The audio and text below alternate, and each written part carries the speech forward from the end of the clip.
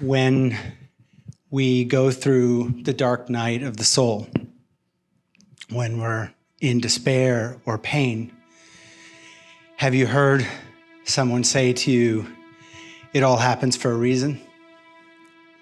God is in control. Have faith. My favorite is, it'll all be okay. I've always had issues with those types of statements. It's taken me a lifetime of work to realize that it isn't always okay. There is evil and chaos and pain in this world, but what makes it make sense is how we react, the choices that we make in the face of that darkness. I grew up in a faith-based household, a household very focused on spiritual life. And at the same time, I saw and heard things around me that, as a child, didn't fit with those messages of faith that I just enumerated.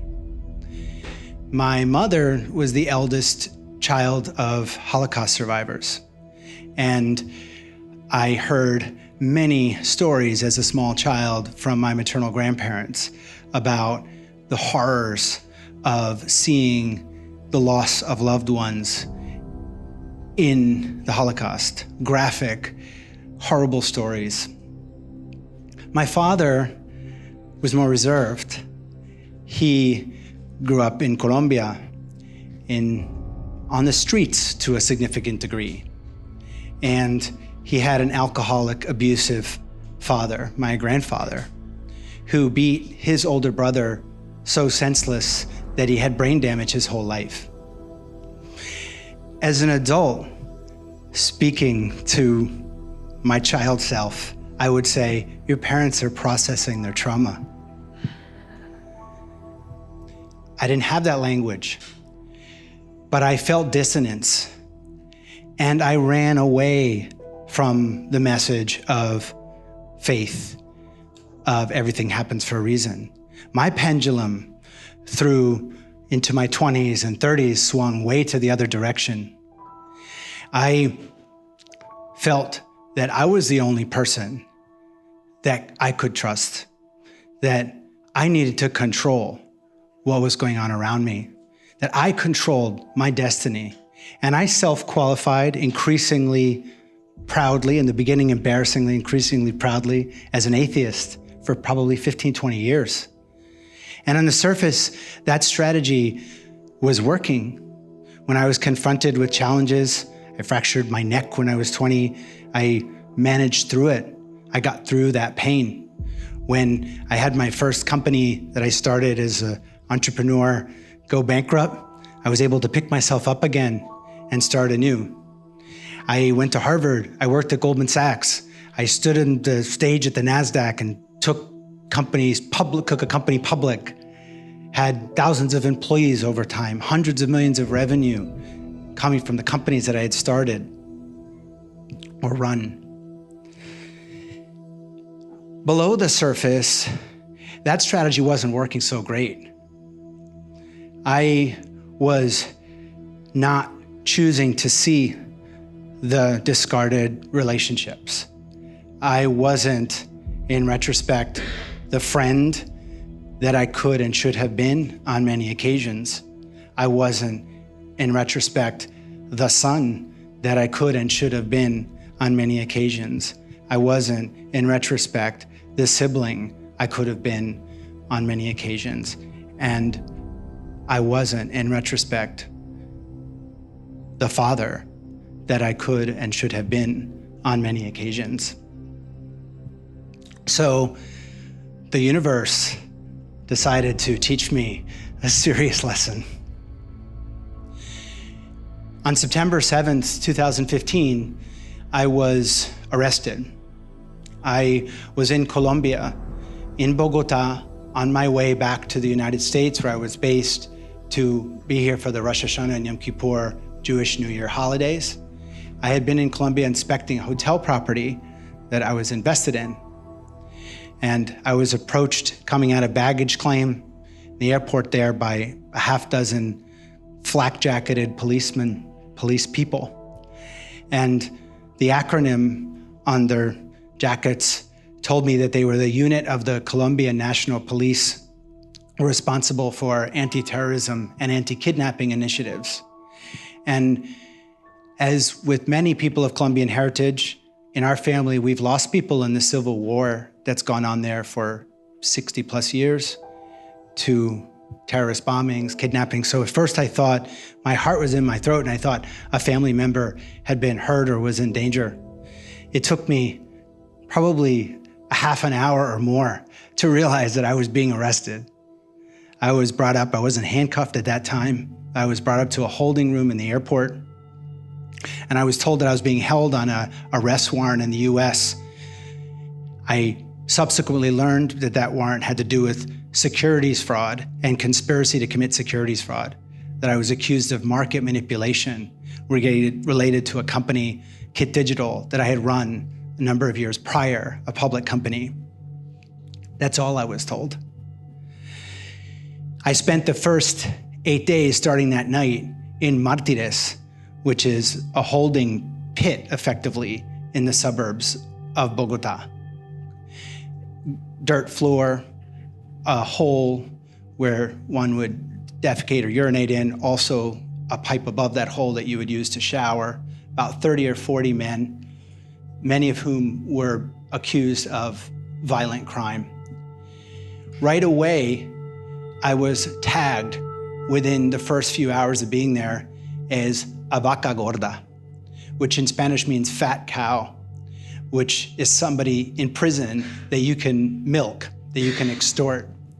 Because when I was arrested, the US Attorney's Office here in the United States put out a press release. And in the press release, it transmitted that I was a very successful entrepreneur, a wealthy man, and I had been arrested in Colombia pursuant to a US arrest warrant. And that got translated into the Colombian press and further exaggerated. And then that filtrated, as things do in prison, through the guard population, the prison population. So right away, I was being threatened and extorted. Shortly thereafter, 8 days later, I was moved to a prison called La Picota. La Picota is considered by the US State Department, Human Rights Watch, and various other organizations as one of the worst prisons in the world. It's about an hour and a half outside of Bogotá into the mountains, and it holds many of the worst offenders from the Civil War, drug traffickers, assassins, combatants. When I was processed into La Picota, actually it was a room not that different than the size of this room here tonight, and it had levels like this room has. And as the folks that were processed that morning, we were standing naked on the platform, so the guards in front on the stage area effectively could see each of us. And we put all of the belongings or clothing that we had next to us into bags that were given to us. Those bags were subsequently ruffled through, and anything of value, like a pair of shoes or a nice shirt or something, were taken. And then when we went to the processing area of La Picota, I was overwhelmed by the smell. To our left, as we made the line to be processed and brought to our assigned cell blocks, there was a room that was probably designed to fit 30 or 40 human beings. And there were probably 300 plus people in that room, with bars, dark, one toilet that was dysfunctional in the middle. And the smell of vomit and urine was overwhelming. And it was right next to where you were being processed, and it was clear that that's where I was going to be for some period of time. That night, I was brought to cell block 16. Cell block 16 and cell block 12 in La Picota are the extraditables patio. They're the most supermax cell blocks in one of the world's most maximum security prisons. And the vast majority of the people, of the men in those cell blocks, were awaiting extradition to the United States on charges related to drug trafficking and violence.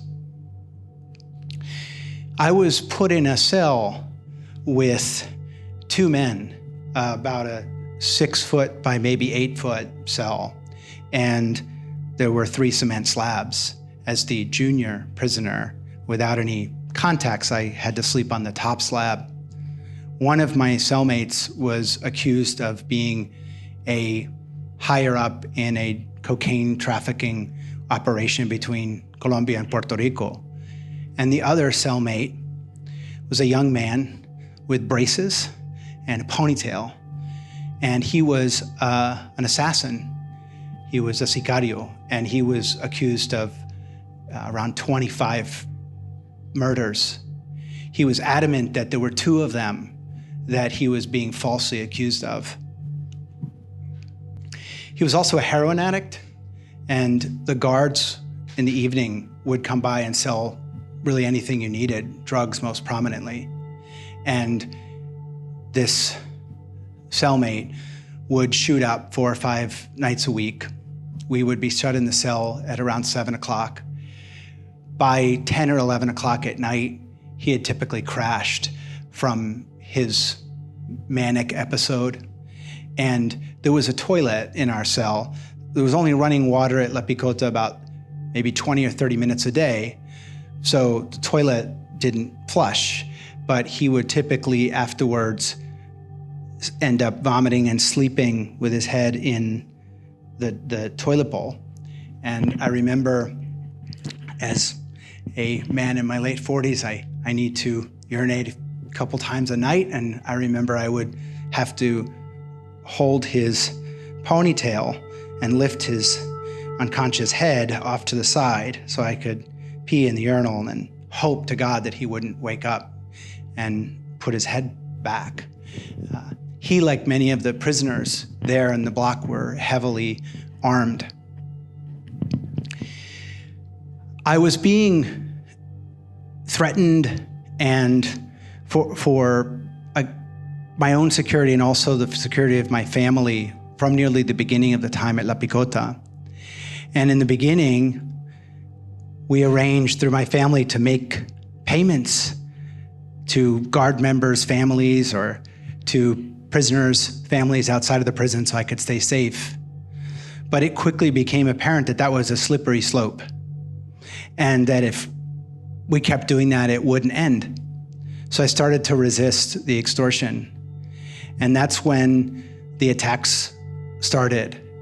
I was able to evade the real brunt of it a couple of times, suffered things like black eyes and bruises and so forth, but not entirely.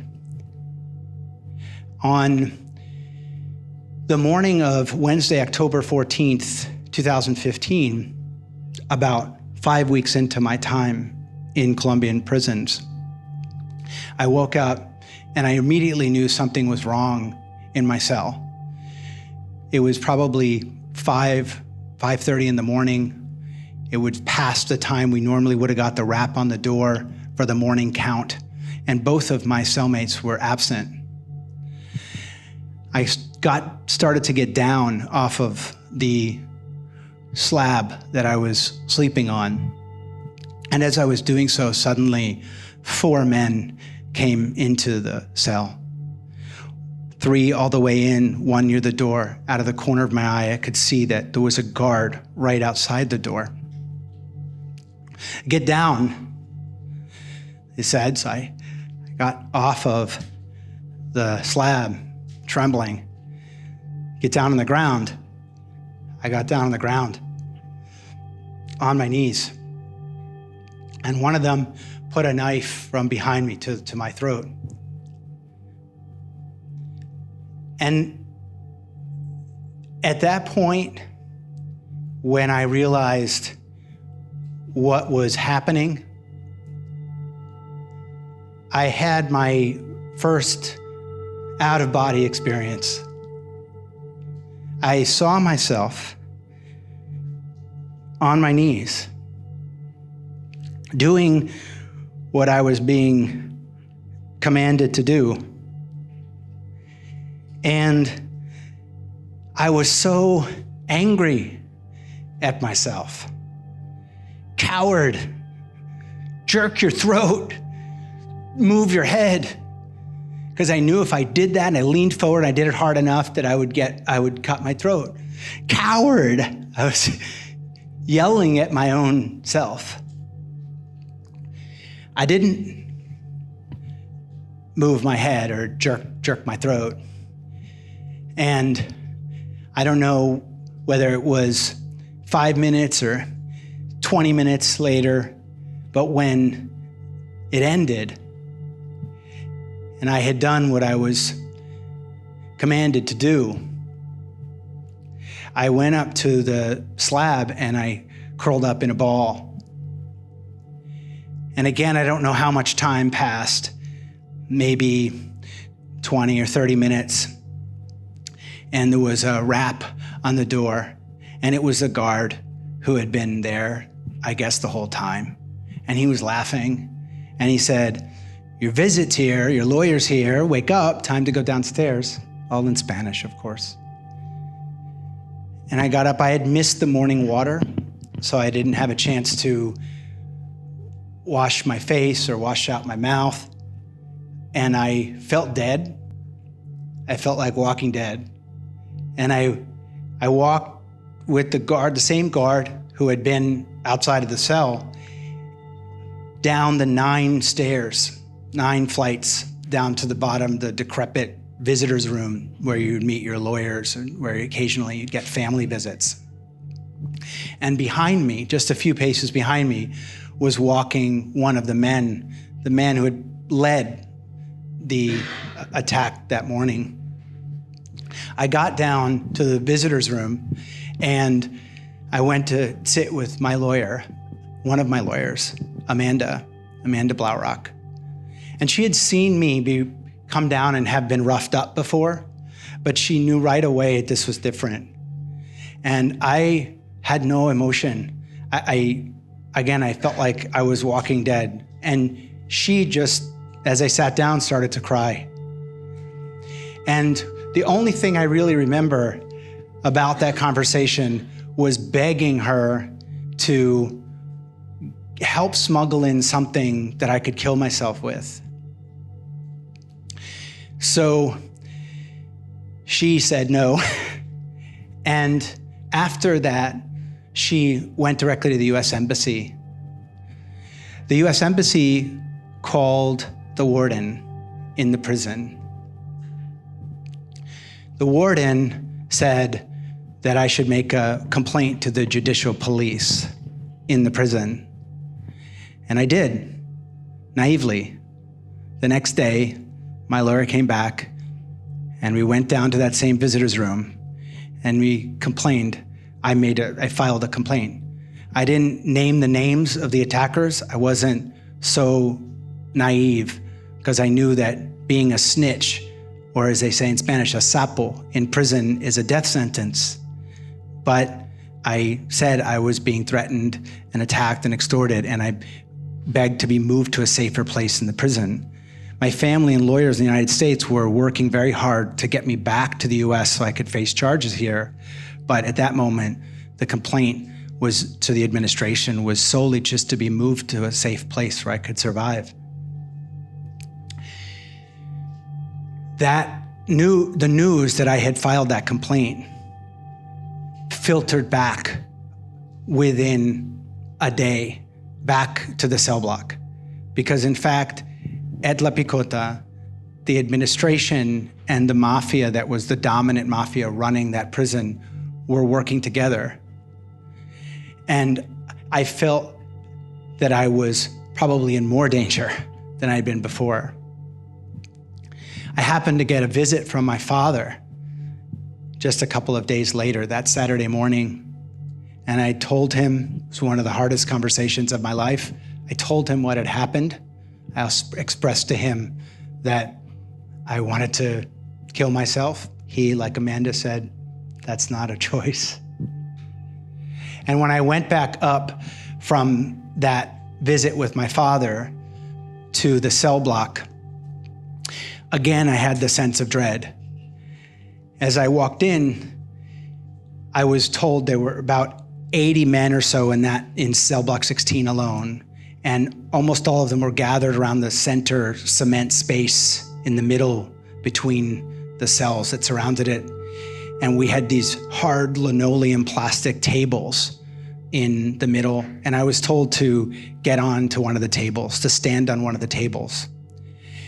And I knew that that meant I was going to undergo a prison trial. In a prison trial, one prisoner is accusing another of some misdeed. The guards leave their station, their black glass station at the front of the cell block. So anything can happen. I had seen a prison trial before where a man was accused earlier, a few weeks earlier, of making an advance on the wife of another prisoner during visiting hours. And he had been beaten within inches of his life. So I was, again, trembling. And as I stood up on the table, and the capo, the head of that mafia group, the man who had led the attack just a couple of days earlier, said, "He's a sapo, he's a snitch." I told the truth. I hadn't said names. I hadn't even named the mafia group. I had just asked to be moved somewhere safe. And a number of prisoners started to testify on my behalf. People interceded and said, "He's been helping me translate my indictment," because I was doing anything I could on the cell block to be useful and to stay alive. So these English language indictments would come and I would help translate them for other prisoners. Somebody said, "He's teaching me English." Someone said, "I'm also getting extorted, it's not fair."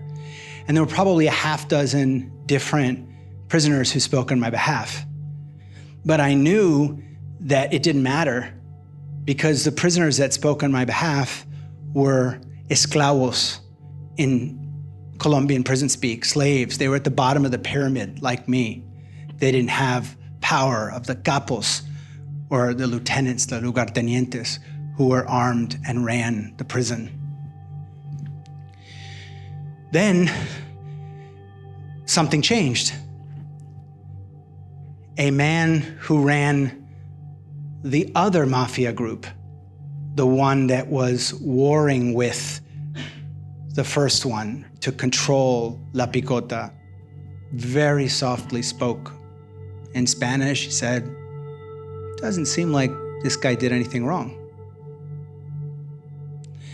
And when he said that, the lieutenants, lugartenientes, the second level of the hierarchy of prisoners, the armed folks from criminal organizations, they went into a posture of violence. People reached for knives, people reached for guns, people moved forward, the two groups. And it looked to me, because I had this vantage point of looking down at the groups, and it looked to me like there was going to be a bloodbath. And as I was standing there and my legs were trembling and it seemed clear that I was going to die. But again, I had an otherworldly experience. I had a thought bubble come up. I could almost see it like in a comic book. And it was a request of God. Now, you see me up here with a kippah, with a yarmulke, and I've talked about growing up in a spiritually oriented household. But I'm going to take a little bit of a detour and tell you that I wasn't on good terms with God when I was in prison. If anything, I was spending more time cursing God than praying to God. I was confused for any wrong choices I had made in my life. I could not understand why this was happening. But at that moment, all of that anger went away. I knew I was at the end of my life. And the thought bubble was peaceful. It was loving. It was freeing. And it was, just take me.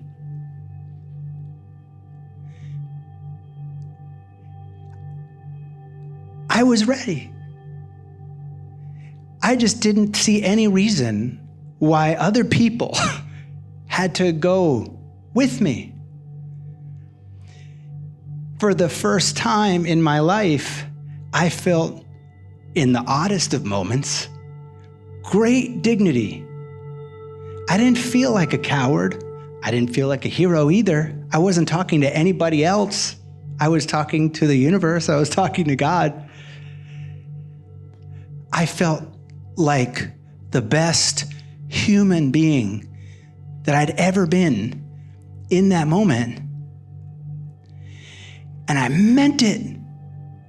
It wasn't the suicidal desire. It wasn't, I'm in despair, I want to go. It was, just take me. And not others, including the very men who had attacked me just a few days earlier. At the moment I had that thought bubble, the other, if you could follow, I know it's hard, the other capo, the one who ran the mafia group that had been extorting me, that had attacked me, he was one of the men in the cell that morning, that Wednesday morning. He must have assessed the situation, and just as softly, he said in Spanish, "Oh, he's your problem then." Which in prison speak means he's in your protection. I was effectively going under the umbrella of protection of that other mafia group. And it also meant we don't have to kill each other at the moment.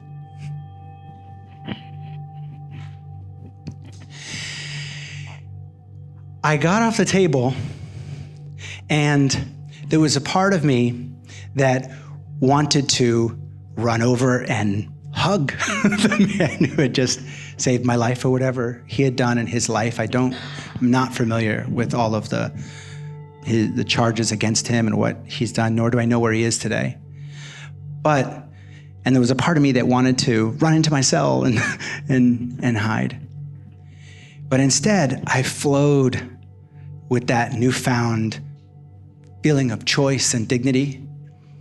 And I took the opportunity to begin a process to file a complaint with the Inter-American Commission on Human Rights, and talking about the fact that it was 40 to 50 degrees at night in the prison, that we didn't have medical care, that we didn't have potable water very often, that we had very poor food, that there was violence and extortion from both between prisoners was also perpetrated by the guards, etc.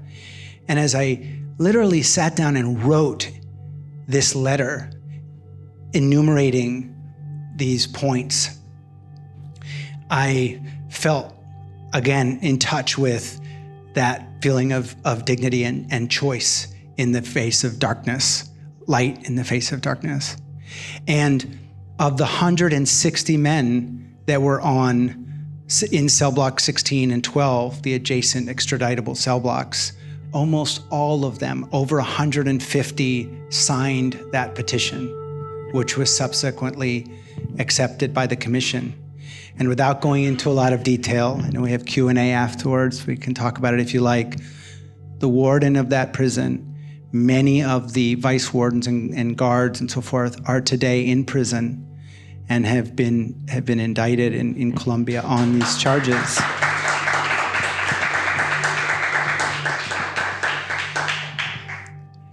Which is not to say that I think they deserve to be in those conditions where they probably find themselves today.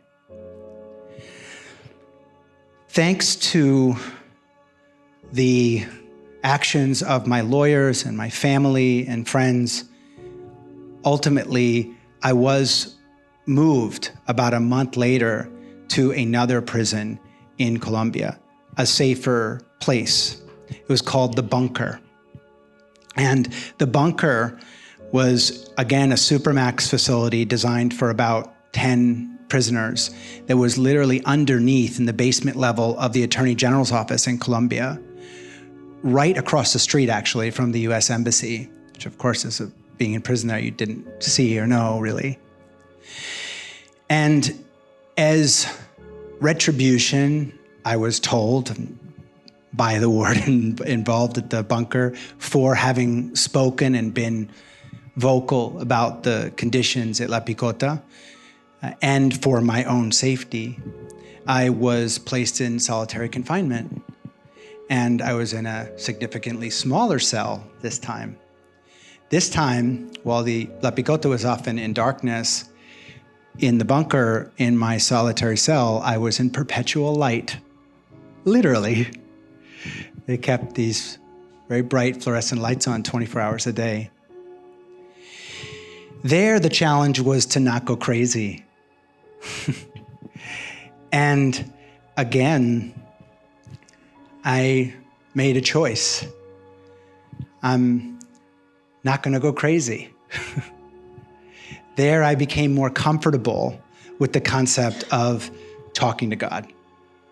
There, I became more comfortable with the concept of seeing somehow something positive in the circumstance. I was receiving visits there from rabbis in Colombia, from family. They were helping me get from week to week because when I was not in solitary, that was my only real human interaction. And I ended up figuring out that at night, on the late shift, after 1, 2 in the morning, the guards would close the hallway to the cells where there were people in solitary like myself. And if we spoke very softly, we could, through this small grate, we could loud whisper, at least to the guy next to us, and have a conversation, which, when you're in solitary confinement, makes all the difference in the world. And so I started to speak to the man in the next cell. And I decided I was going to write his life story. And I just would write every night. He, without going into detail, again, we can talk about it in Q&A if you want, was a central figure in the Civil War in Colombia. And his story, while shocking, is also a fascinating window into the challenges that the country has gone through, and was definitely a life raft of sanity for me. Finally, after about 10.5 months in Colombia, in prison, we were successful in getting me returned to the United States. July 14th, 2016, I was brought back to the United States by US Marshals. I spent 3 nights, I believe it was, in jail here in New York.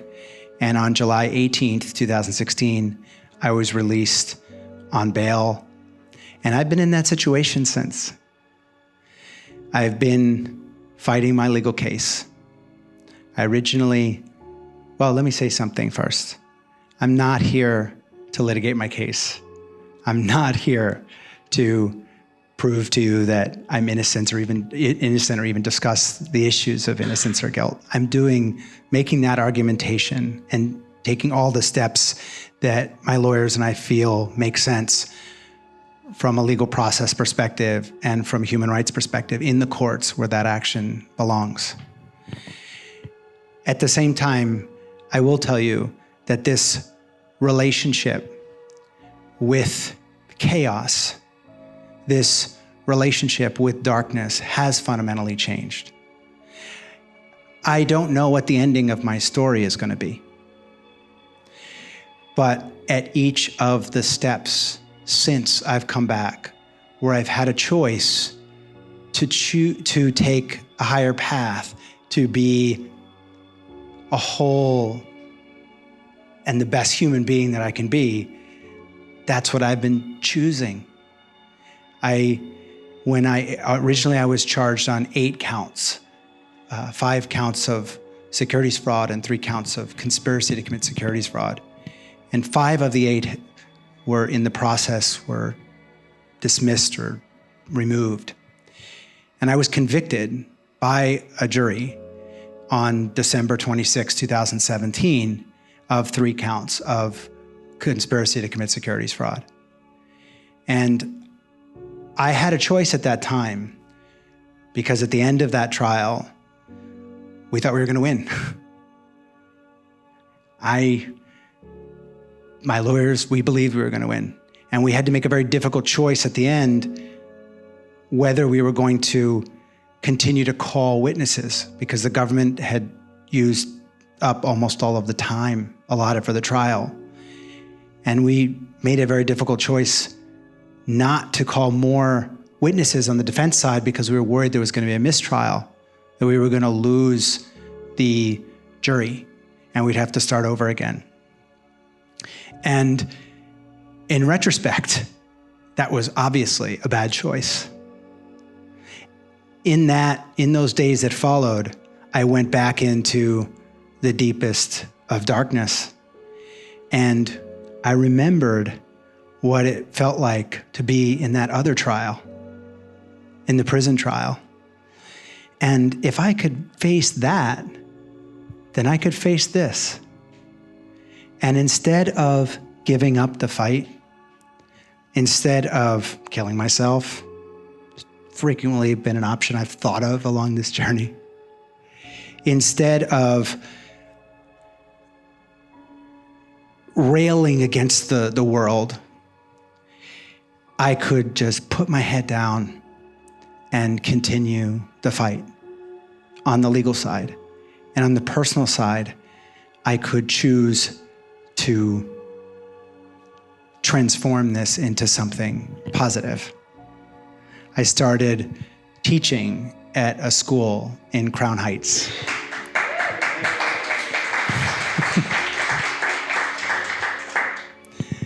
I started working with organizations that are focused on the black sites of the extradition process around the world.